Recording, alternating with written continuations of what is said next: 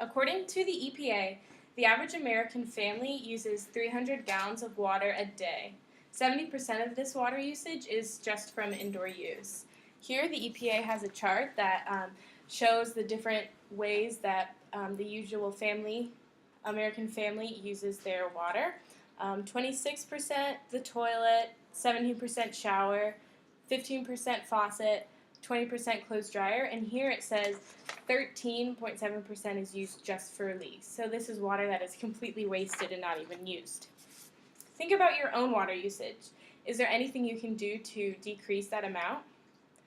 Through this speech, I hope to persuade you into decreasing your daily water consumption and waste. My first main point is why we need to limit our water waste. According to the EPA, less than 1% of water on the earth is able to be used by humans. So this means that over 99% of water is locked up in glaciers or oceans or just generally not able to be used for our own consumption. This severely limits its availability, so the small amount of water that we do have to use, we really need to conserve. Water may be a renewable resource, but not on a local scale. So this means that yes, water does cycle through the ecosystem, but if its recharge is on a smaller scale than its use and its depletion, then we will create a water shortage. Or if the water is contaminated, it can't be used anymore, we run the risk of having not enough water to use. This just highlights the importance it is to be very careful and efficient when we're using water. My next main point gives reasons that we need to conserve water. When we have a water shortage and then there's a drought like there is in California, the drought can drastically exacerbate the already there water shortage. So as we know, in California there's been a drought for almost 3 years, and because of the high usage in the area of water, on top of the low rainfall that is a naturally occurring thing, California has had to drastically cut back on their water usage, both in agriculture, industry, and just the general household. According to a Quizzer.com article, 28.9%. There's been a 28.9% cutback on water usage in California. And while that is a very impressive number, it is very reactive and it is helping the water shortage, but if that amount would have been proactive and would have been used before the drought occurred, then it wouldn't have had such drastic results. This shows that being proactive rather than reactive to water shortage can have a big impact. Let's say California would have practiced water conservation as they are before the drought occurred, then it might not have been so drastic.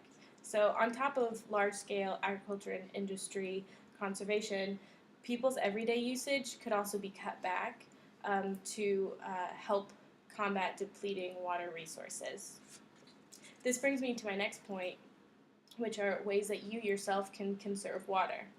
There are tons of different resources that give different examples of ways that your own household can cut back on its water resources. And just go to Google and type in water conservation and you'll have pages of examples that are very simple and easy or very technical, just any type of way that you can conserve water yourself. According to AmericanWater.com, it gave many different examples of indoor ways that you can conserve water. For example, back to the leaks, dripping faucets, according to the EPA, 1 drop per second from a leaky faucet for a year can add up to 2,700 gallons of wasted water, and that's a huge amount. And to think that that could have been saved just by fixing your leaky faucet, that's a big example. Shorter showers or change your shower head to one that is more efficient. That can have a very big impact on water conservation. Or fully load your dishwasher or washing machine so that you're not having as many frequent cycles, but you're being more efficient with that. And also the classic, just don't let the water run when you're brushing your teeth or shaving or washing your face. All of these things, while they seem rather small, do add up to water conservation, and on top of that will make your water bill lower, so that's a plus. There are many more examples on that website, and wateruseitwisely.com gave over 100 plus examples, many of which related to outdoor water use. For example, many of these are very logical, like planting native species in your yard rather than non-native, because native species just naturally are used to the natural rainfall patterns in the area, so they can survive without any, if not just a little, added water. Um, Water your plants less frequently but more deeply, so this means rather than just be efficient with when you're watering your plants. Water them in the morning or evening when evaporation isn't as heavy, or watering them rather than many small times a day, more useful, more deep waterings. You can also collect rainwater from your gutters, and that can be used to water your plants or your yard, or use it for certain washings. Use sprinklers efficiently. We're not saying you have to cut back completely on using sprinklers, but use it more efficiently. Don't water the same place too much.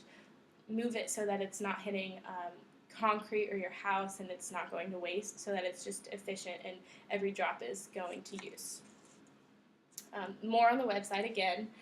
There are plenty of examples on how to be proactive in saving water, and it's easy and simple. You can just do these in your own house, and it will surprisingly have a large impact, and it all adds up.